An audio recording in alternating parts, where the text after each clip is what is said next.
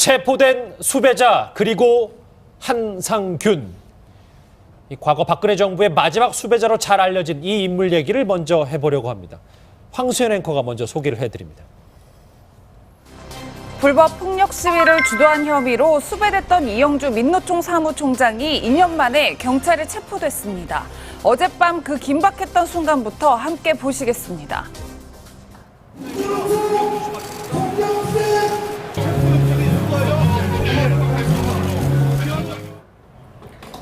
지난달 18일부터 민주당 당사를 점거하면서 열흘간 단식을 이어온 이 사무총장은 경찰 체포 이후 바로 녹색병원으로 이송됐습니다.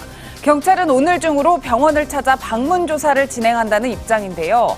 그렇다면 이 사무총장은 어떤 인물일까요? 초등학교 선생님 출신으로 지난 2012년까지 교편을 잡았습니다. 전교조 지부장 활동을 거쳐 지난 2014년에 민노총 사무총장으로 선출되기도 했는데요.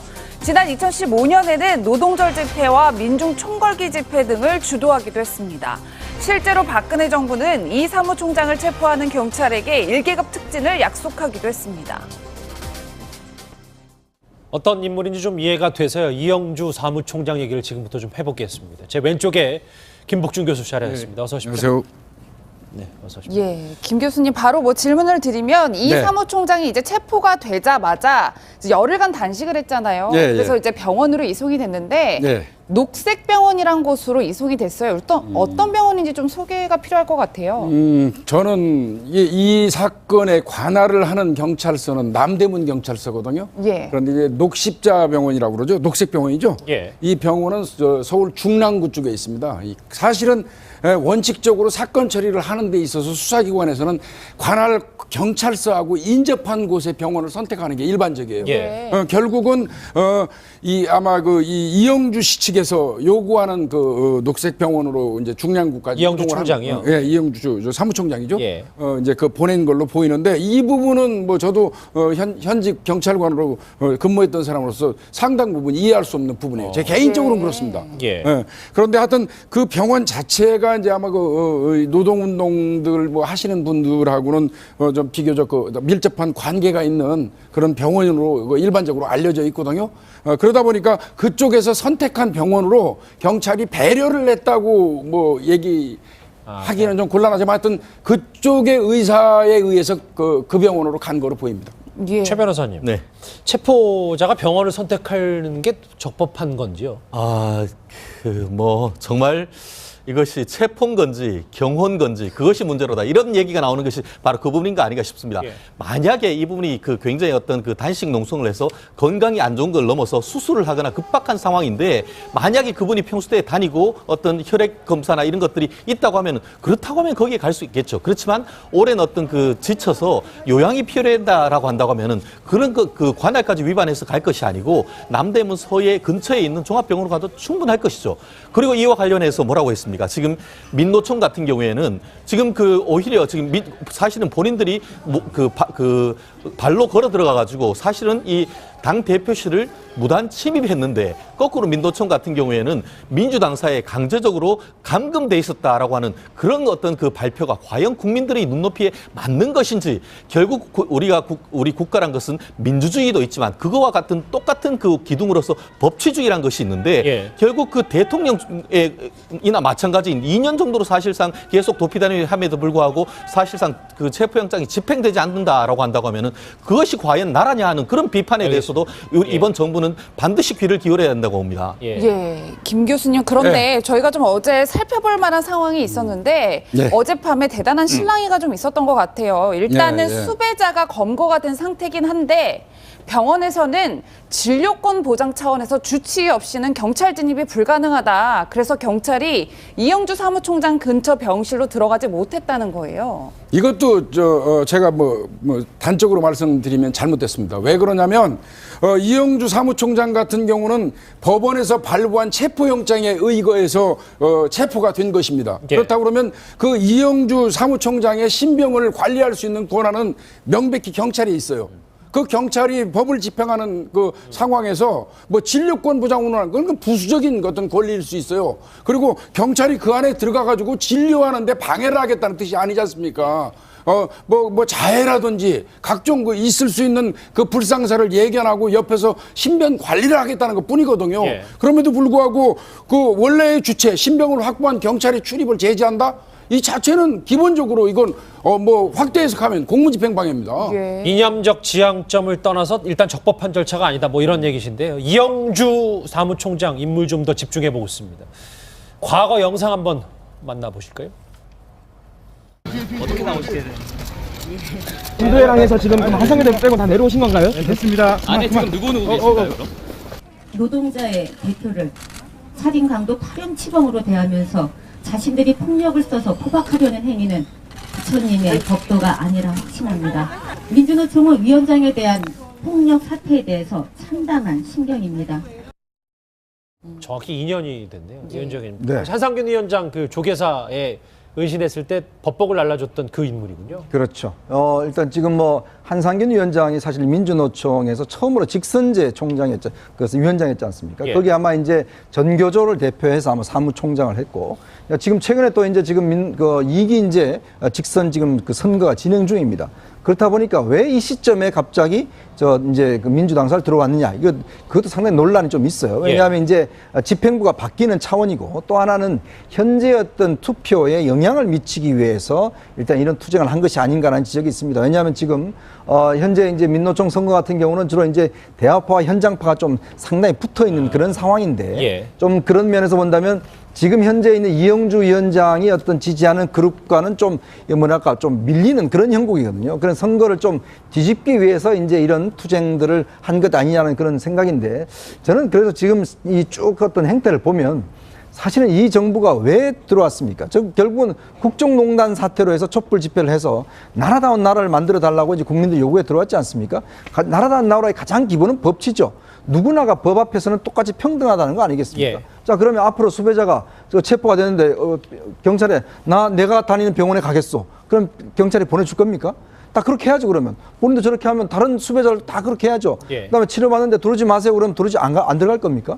자, 그런 걸로 비춰봐서 왜 경찰이 물론 여러 가지 정책인 것들을 고려하는 것 같은데 이런 식으로 차별적으로 하는 것이고, 또 민노총도 마찬가지입니다. 예. 본인들이 법을 지키라고 이야기를 하면서 본인들은 그러면 법 위에 있다는 것입니까? 그런 걸로 비춰봐서 이런 최근에 어떤 그 민노총 행태를 보면 굉장히 씁쓸하게 그지없습니다. 이영주 사무총장이 이제 민주당사에서 단식 투쟁을 했을 때 이런 얘기를 한 적이 있습니다. 목소리 듣고 오시죠.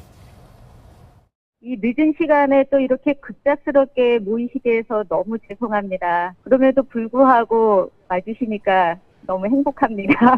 민주당은 다시 한번 국민들 앞에 약속해야 할 것입니다. 문재인 대통령과 민주당은 한상균 석방을 위해 그리고 이영주 사무총장의 수배 해제를 위해 노력하겠다라는 그 약속을 다시 한번 외쳐주어야 할 것 같습니다. 수배자를 해제하라! 한상균을 석방하라! 예, 김 교수님, 저는 그런데 참 의아한 게 이 수배자로서 은신 생활이 참 만만치 않았을 것 같은데 네. 2년 넘게 체포를 피했단 말이에요. 네. 그런데 어디서 피했냐 봤더니 민노총 사무실에 은신해 있었다는 거예요. 오늘 방송하기가 굉장히 힘듭니다. 제가 가지고 있는 어떤 경찰로서의 어떤 소명의식 이런 거하고는 진짜 사실 좀 많이 반대되는 경우가 있기 때문에 오늘 제가 방송하기가 무척 힘든데 아마 예. 이 방송 끝나면 비난이 엄청나게 올 거예요. 근데 저는 명백히 좀 말씀드릴 수 있어요. 예. 아마 민주노총 사무실에 2년 동안, 그러니까 755일입니다. 정확하게 말씀드리면 네. 거기 숨어 있던 것 같은데, 경찰에서는 아마 2013년도 그 민주노총에 그 은신하고 있던 철도노조 그 지도부 이 검거 작전을 하는 과정에서 상당한 그 충돌 과정이 그 문제가 있었거든요. 네. 그 부분을 우려해가지고 물리적인 어떤 충돌을 회피한다는 생각 때문에 이제 두고 보고 있었던 걸로 보여지는데, 사실 이제 이 부분은 한번 좀 생각을 해볼 필요는 있어요. 일반인이 어떤 범법 행위를 하고 도주하면 아주 집에 있다고 그래가지고 충돌이 예상된다고 그래가지고 들어가서 검거 안 합니까?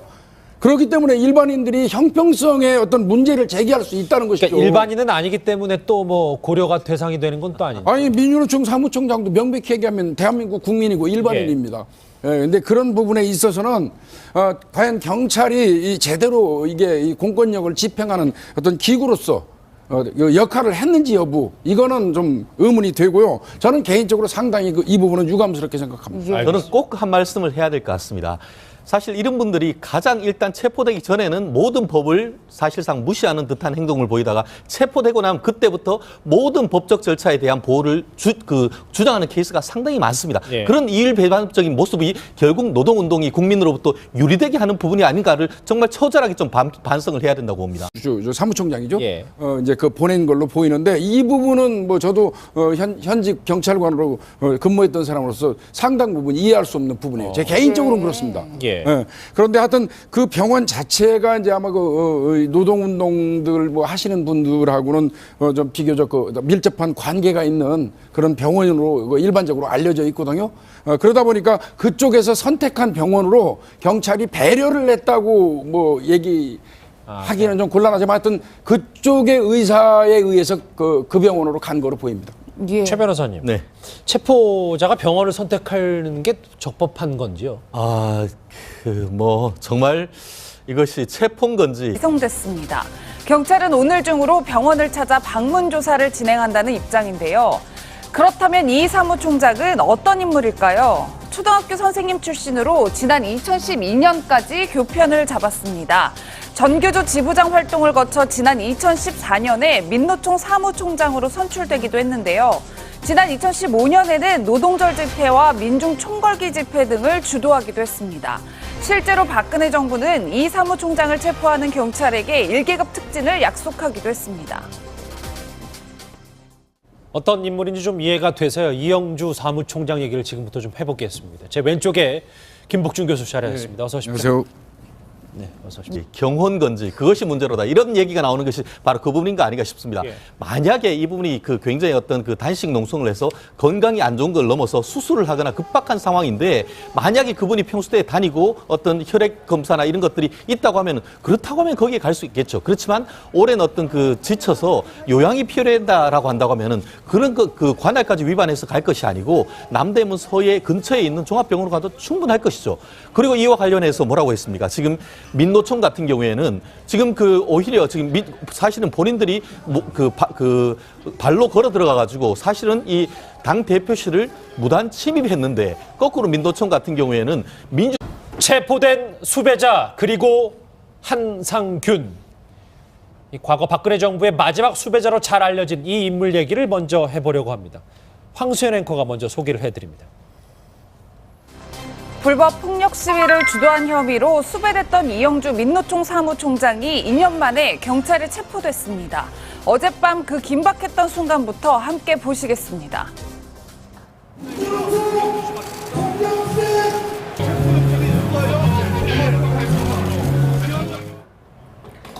지난달 18일부터 민주당 당사를 점거하면서 열흘간 단식을 이어온 이 사무총장은 경찰 체포 이후 바로 녹색병원으로 김 교수님 바로 질문을 드리면 이 네. 사무총장이 이제 체포가 되자마자 이제 열흘간 단식을 했잖아요. 예, 그래서 예. 이제 병원으로 이송이 됐는데 네. 녹색병원이란 곳으로 이송이 됐어요.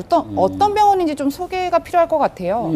저는 이 사건에 관할을 하는 경찰서는 남대문 경찰서거든요. 예. 그런데 이제 녹십자병원이라고 그러죠. 녹색병원이죠. 예. 이 병원은 서울 중랑구 쪽에 있습니다.